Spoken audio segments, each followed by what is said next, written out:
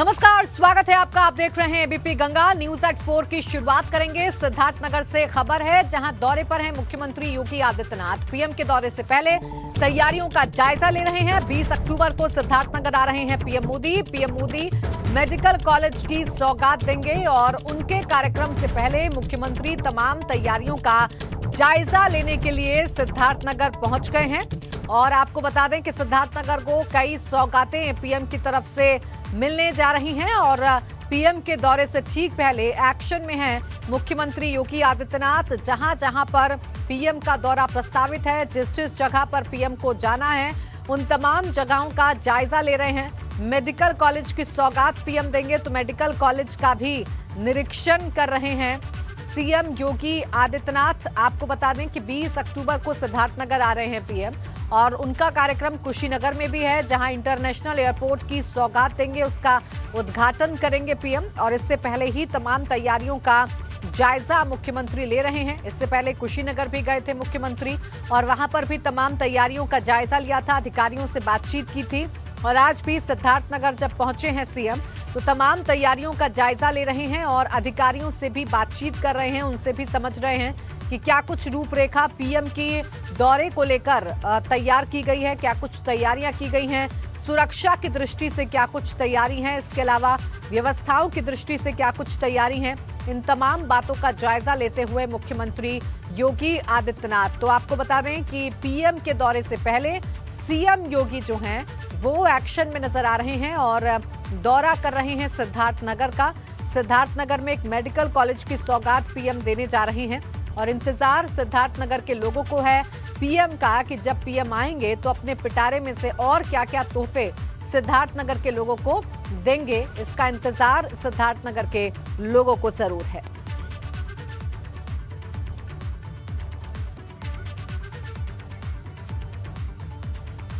CM योगी ने आज सुबह एक बार फिर से परेशान लोगों की समस्याएं सुनने के लिए जनता दरबार लगाया। गोरखनाथ मंदिर परिसर के हिंदू सेवा आश्रम में सीएम ने जनता दरबार लगाया था, जिसमें उन्होंने अधिकारियों को लोगों की परेशानी दूर करने के निर्देश दिए। इसके बाद मुख्यमंत्री ने पालतू कुत्ते कालू और गुल्लू को बिस्किट खिलाकर दुलार भी किया।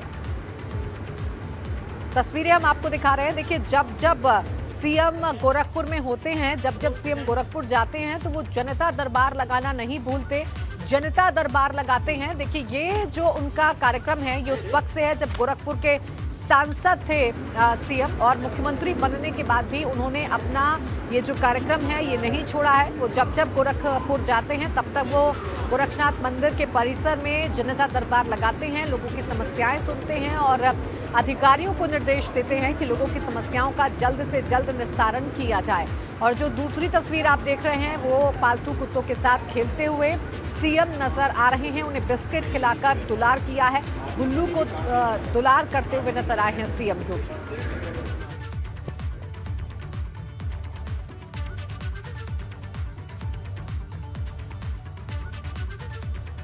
और देखिए, इस वक्त एक अहम खबर मिल रही है। उत्तराखंड के सीएम पहुंच गए हैं अयोध्या। पुष्कर सिंह धामी, ये बड़ी खबर इस वक्त आपको बता रहे हैं। उत्तराखंड के सीएम पुष्कर सिंह धामी अयोध्या पहुंच गए हैं। पुष्कर सिंह धामी अयोध्या पहुंचे हैं, जहां वो रामलला के दर्शन करेंगे और हनुमान गढ़ी भी जाएंगे दर्शन करने के लिए पुष्कर सिंह धामी। तो तस्वीरें भी आपको दिखा रहे हैं।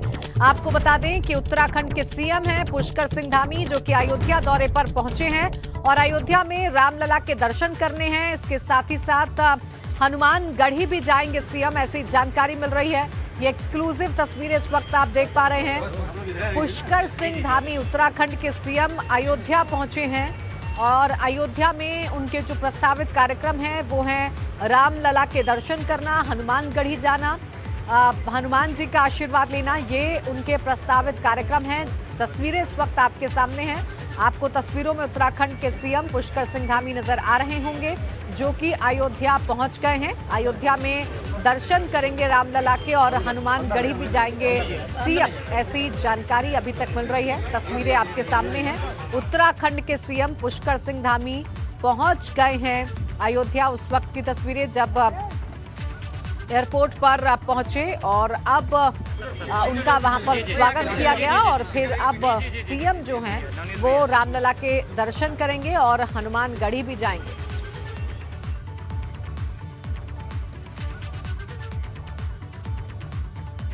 कानपुर के कारोबारी मनीष गुप्ता हत्याकांड में 1 लाख का इनामी दारोगा विजय यादव को भी गिरफ्तार कर लिया गया है। गोरखपुर में कैंट पुलिस ने उसे गिरफ्तार किया है। विजय यादव को गोरखपुर के रेल म्यूजियम के पास से गिरफ्तार किया गया है।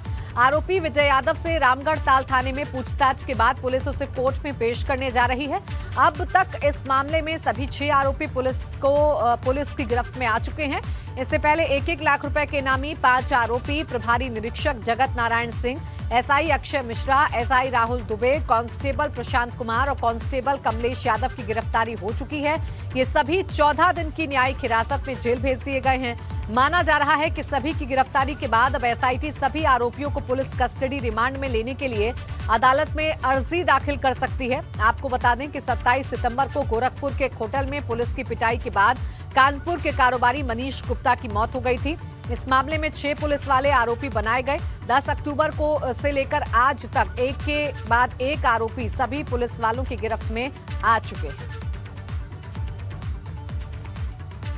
और देखिए, आपको बताते हैं कौन है वो 6 पुलिस वाले जिनकी गिरफ्तारी अभी तक हो चुकी है। विजय यादव आरोपी एसआई, कमलेश यादव आरोपी हेड कांस्टेबल, प्रशांत आरोपी सिपाही, ये पुलिस की गिरफ्त में आ चुके हैं। यानी इनकी जो गिरफ्तारी है वो पुलिस कर चुकी है। इसके अलावा मुख्य आरोपी जगत नारायण सिंह, प्रभारी निरीक्षक अक्षय मिश्रा आरोपी एसआई और राहुल दुबे आरोपी एसआई भी पुलिस की गिरफ्त में आ चुके हैं। यानी इन 6 की गिरफ्तारी अब हो चुकी है और सूत्र ये बता रहे हैं कि बहुत ही जल्द एसआईटी कोर्ट में अर्जी दाखिल कर सकती है इन 6 आरोपियों की पुलिस रिमांड के लिए।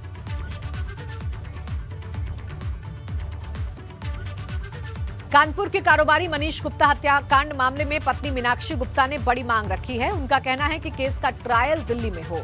उनसे बात की हमारे सहयोगी रतीश त्रिवेदी ने। कानपुर के कारोबारी मनीष गुप्ता की गोरखपुर में पीट कर निर्मम हत्या कर दी गई। आरोपी पुलिस वालों में से एक आरोपी पुलिस वाला अभी भी फरार है। एसआईटी इस मामले की जांच कर रही है और एसआईटी गोरखपुर से जांच कर कानपुर वापस आ गई है। मीनाक्षी गुप्ता से एसआईटी ने मुलाकात की है। क्या बातचीत हुई है उन्हीं से जानते हैं। मीनाक्षी, आपने एसआईटी से बातचीत करी है, मुलाकात हुई है, क्या बताया गया आपको? कहाँ जांच हो रही है और किस तरफ जांच जा रही है? जहाँ तक उन्होंने बताया कि जांच का रूप तो बिल्कुल सही दिशा में जा रहा है। उन्होंने बहुत अच्छे से और बहुत ही मेहनत से जांच करी है। सारे तथ्यों को सील भी करते गए हैं ताकि जब आगे उसकी ज़रूरत पड़े तो वो दिक्कत ना हो। और जो बयान वगैरह है वो सब भी उन्होंने बहुत अच्छे से लिए, कई लोगों के लिए, कई जगहों की सीसीटीवी भी उन्होंने कवर करी है। ऐसे करके उन्होंने बहुत सारा काम किया है। तो एसआईटी की टीम तो अपनी जांच के लिए आगे है, अभी भी कर ही रही है कंटिन्यू। बाकी पुलिस पूछताछ में क्या निकला? जो पुलिसकर्मी पीट करके मार करके फरार हो गए थे, एसआईटी ने उनसे बयान लिए हैं, इसमें इसके बारे में आपको क्या बताया? इसके बारे में देखिए, कोई भी मुजरिम तुरंत तो नहीं कबूल करता है कि हमने गुनाह किया है। वो भी अभी अपना बयान कबूल नहीं कर रहे हैं। उनका वही कहना है जो पहले कह रहे थे कि अपने आप हुआ। बट वो हमारा काम है कि हम ये प्रूव करें कि अपने आप नहीं हुआ। और जनता को दिख भी रहा है कि जो गिर जाता है उसकी शरीर में इतनी चोटें नहीं लगती। और रिसेंटली अभी पीएम रिपोर्ट में वो एक चोट मेंशन नहीं थी जो मैंने एक फ़ोटो आप लोग के साथ ट्वीट भी करी है। आपने सवाल उठाया था ट्वीट करते हुए, उस पर क्या जवाब मिला आपको? उन्होंने कहा कि उसके लिए हम जांच करते हैं, बात करते हैं सीनियर से, वो बात करके बताएंगे। कानपुर से कैमरामैन पंकज निगम के साथ रतीश त्रिवेदी, एबीपी गंगा। देखिए, एक कर सभी 6 आरोपियों की गिरफ्तारी हो चुकी है। मेरे सहयोगी नीरज श्रीवास्तव जुड़ गए ज्यादा जानकारी के साथ गोरखपुर से। नीरज, अब आगे की क्या कुछ कार्रवाई पुलिस करेगी, एसआईटी करेगी? देखिए, 1 लाख का इनामी जो प्राची जो आखिरी आरोपी रहा है वो भी उप निरीक्षक विजय यादव गिरफ्तार हो गया। रेल म्यूजियम से कैंट पुलिस ने रेल म्यूजियम के पास से गिरफ्तार किया है। और सबसे बड़ी बात यह कि अब 6 आरोपी जो हैं वो गिरफ्तार हो चुके हैं। 5 को 14 दिन की न्यायिक हिरासत में जेल भेजा जा चुका है और 5वां आरोपी संभवतः जो अभी कोर्ट में पेश किया जाएगा, उसके बाद इसे भी संभावना है कि 14 दिन की न्यायिक हिरासत में जेल भेजा जाएगा। और जो आगे की कार्रवाई है, चूंकि एसआईटी कानपुर को कैंट पुलिस ने इस आरोपी को भी सौंप दिया है, तो जो आगे की कार्रवाई है अब पुलिस कस्टडी रिमांड लेने का जो बात सामने आ रही है। SIT Kanpur police custody remand के लिए अर्जी दाखिल कर सकती है कोर्ट में। और सबसे बड़ी चीज़ ये है कि जो अब बयान होना है, जो दोस्तों का बयान होना है, जो आरोपियों का जो मजिस्ट्रेट के यहाँ बयान होना है, उसमें ये सबसे अहम होगा कि किस तरह से बयान में क्या निकल कर आता है और जो बयान होना है उसमें जो कलमबंद बयान उसमें किस तरह की बातें सामने आती है, उसी पर निर्भर करेगा आगे केस कितनी तेज़ी से और कितनी मजबूती के साथ मीनाक्षी की ओर से ये चल सकता है और जो आरोपी हैं वो अपना पक्ष किस तरह से उनके वकील रख पाते हैं, ये सबसे बड़ी बात है। और सबसे बड़ी बात प्राची एक ये भी है कि जो सबूत जुटाने हैं, पुलिस कस्टडी रिमांड मिलेगी और उसके बाद सबूत जुटाने का जो काम है, जो साक्ष्य और भी संकलन करना है, जो बाकी रह गया है, जो आला कत्ल बरामद करने हैं, वो भी सबसे अहम जो सुराग हैं उनको भी पुलिस चाहेगी कि इनसे पूछताछ हो और उसके बाद बरामद कर सके। और इसके बाद जो तय अभी पोस्टमार्टम रिपोर्ट जहां तक आई थी, पोस्टमार्टम रिपोर्ट में ये साबित हो चुका है कि जिस तरह से चेहरे, सिर और जो शरीर के अन्य हिस्से हैं उस पर जिस तरह से चोट लगी है, बिस्तर से गिरने मात्र से जो है इस तरह की चोट नहीं लग सकती, ये सबसे बड़ी बात है। जो ये साबित हो चुका है कहीं ना कहीं दाल में कुछ काला है और होटल के जो कर्मचारी हैं, जो मालिक हैं, उनसे भी पूछताछ के बाद कुछ हो सकता है कि कुछ और भी आरोपी इसमें बनाए जा सकते हैं। 6 के अलावा और भी आरोपी बनाए जा सकते हैं इस केस में। और अब आगे ये देखना होगा कि जो कानपुर एसआईटी है वो इसमें आगे क्या एक्शन लेती है। जैसा कि लगातार मीनाक्षी कह रही हैं कि केस को कानपुर ट्रांसफर किया जाए, चूंकि अभी विवेचना ही ट्रांसफर हुई है, तो कानपुर अगर उनको यहाँ पर विश्वास नहीं है, पुलिस पर विश्वास नहीं है, हालांकि मुख्यमंत्री पर लगातार विश्वास उन्होंने जाहिर किया, तो गिरफ्त में आ चुके हैं। अब देखना ये होगा कि कितनी जल्द इनकी रिमांड मिलती है एसआईटी को और क्या कुछ खुलासे पूछताछ के दौरान होते हैं। शुक्रिया आपका तमाम जानकारी के लिए। उधर लखीमपुर कांड में जांच अब सीसीटीवी के इर्द गिर्द घूमती नजर आ रही है। 3 अक्टूबर को दोपहर 3 बजे 3 गाड़ियों का काफिला और 3 जगह पर जांच टिकी हुई है। साथ ही जो सीसीटीवी अब सामने आ रहे हैं उनमें 13 मिनट का टाइम डिफरेंस सामने आया है। एबीपी गंगा पहुंच गया बनवीरपुर गांव की उस जगह पर जहां से लखीमपुर कांड की कड़ियां जोड़ने के लिए पुलिस को महत्वपूर्ण सुराग हाथ लगे हैं। हम आपको दिखाते हैं, हमारे ठीक पीछे तिवारी ट्रेडर्स है। ये हार्डवेयर की एक दुकान है जहां पर आप देख रहे हैं सीसीटीवी कैमरे लगे हैं।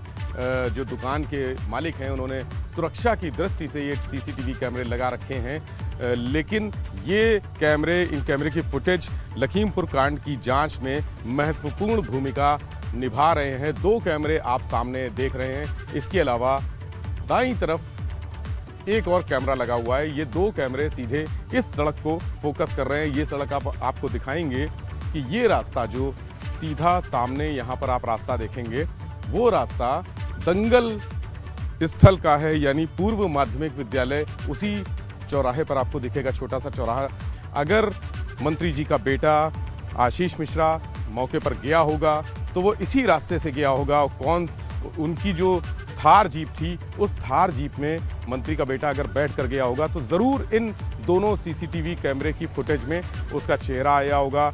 कई बार पुलिस ने फुटेज देखी है और एक बार ये दिखा भी है कि मंत्री जी का बेटा आशीष मिश्रा इस रास्ते से यानी दंगल स्थल से पैदल वहाँ तक गया है, लेकिन वहाँ से वापस आ गया है। वो वक्त था 3:01, यानी 3:01 पर आशीष मिश्रा यहाँ से पैदल जाते हुए दिखे हैं और उसके बाद पैदल वापस आते हुए भी दिखे हैं। लेकिन दोबारा जब गाड़ियाँ निकली हैं उसमें मंत्री जी के बेटे थे या नहीं थे ये स्पष्ट नहीं है। एक और छोटी सी दिक्कत आ रही है, चूंकि यहाँ पर तिवारी ट्रेडर्स में जो कैमरा लगा है उसका समय गड़बड़ है। समय जो यहाँ पर है वो 3:01 दिखा रहा है, लेकिन तिवारी ट्रेडर्स का कहना है कि वो करीब 8 से 9 मिनट पीछे चल रहा था, यानी समय का जो वास्तविक समय है और डीवीआर का समय है वो 8 से 9 मिनट का उसमें अंतर है। पुलिस ये जानने की कोशिश कर रही है कि क्या इस 8 से 9 मिनट के बीच में यहाँ से करीब 3 किलोमीटर दूर घटनास्थल गाड़ी से जाया जा सकता है। अगर ये स्पष्ट हो गया तो ये पुलिस के लिए बहुत बड़ी लीड साबित होगी। कैमरा से होगी प्रमोद वाजपेयी के साथ विवेक त्रिपाठी, एबीपी गंगा, लखीमपुर खीरी। में भाजपा के क्षेत्रीय उपाध्यक्ष का विवादित और भड़काऊ बयान वाला वीडियो सामने आया है। भाजपा के क्षेत्रीय उपाध्यक्ष राजेश सिंघल ने दशहरे के कार्यक्रम में भीड़ को संबोधित करते हुए इशारों में सपा सांसद डॉक्टर शफीकुर रहमान बर्क पर निशाना साधा। साथ ही कहा कि तालिबान का समर्थन करने वालों को देश में नहीं रहने दिया जाएगा। जिस प्रकार से देश के अंदर आतंकवाद की घटना हुआ करती थी और आज इस संबल क्षेत्र की धरती से आवाज निकलती है तालिबान का समर्थन करने वालों की, तालिबान का समर्थन करने वालों की आवाज निकलती है। भाइयों, इन तालिबानियों का मुकाबला करने के लिए भी हमें एकजुट होना पड़ेगा, हमें उनका मुकाबला करना पड़ेगा और उनकी जवान को वहीं से काटना पड़ेगा। और निश्चित रूप से इस प्रकार की जो ताकतें हैं, जो इस प्रकार की तालिबान की भाषा बोलने वाले ये लोग हैं, हम किसी कीमत पर इस संबल क्षेत्र के अंदर, इस पूर्वोत्तर प्रदेश के अंदर और इस देश के अंदर तालिबानी समर्थकों को न हम टिकने देंगे, न हम पनपने देंगे।